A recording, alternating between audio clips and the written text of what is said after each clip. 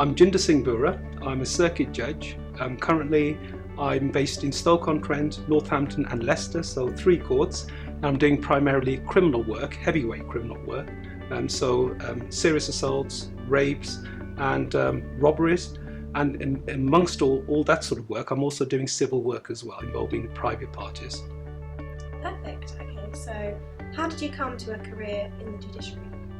I started firstly as a barrister, and very early on, I think I might have been 13 or 14, I decided I wanted to become an advocate, and the route into advocacy in this country is becoming a barrister. And the reason for that is to watch TV programs, American TV programs, and had these glamorous looking men and women with perfect teeth walking around a courtroom and often getting an acquittal against the weight of the evidence. And I thought, yeah, I want to do that. It was a big day for me, obviously, my circuit judge interview. It's something I've always wanted to achieve, the post of circuit judge.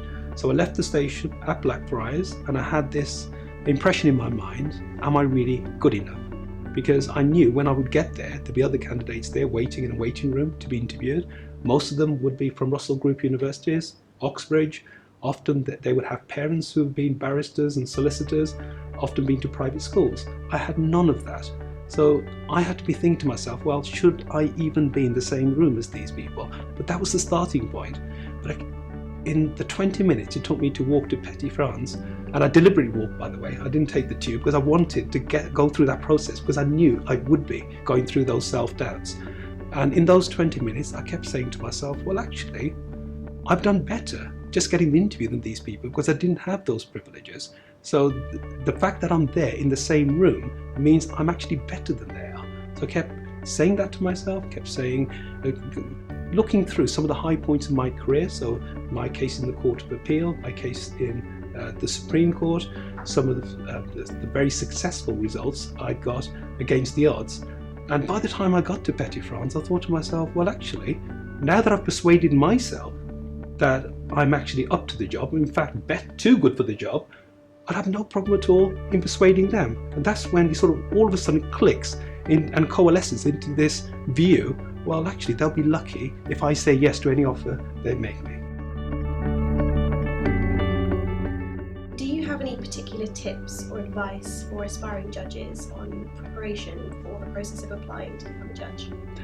Find an existing judge or a senior lawyer to give you tips on how to fill out the application form, because now it's competency-based interviews. So the application form needs to have lots of examples, and to give you tips as to which examples are your strongest, because often a candidate lacks that objective element which somebody from outside can apply.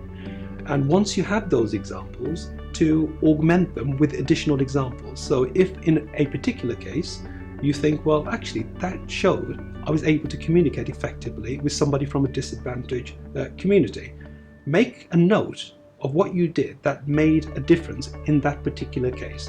Then take that evidence, because the note then becomes evidence which you can use in your competency-based application form, and then incorporate that either within an existing example or create a discrete example out of that. And then when you have the form completed, have additional examples which you can use at interview. But often, once you've got a good form, the examples are there, and the interview is more about expanding on the existing examples. So effectively, get help from outside and make sure you note every time you've done something right.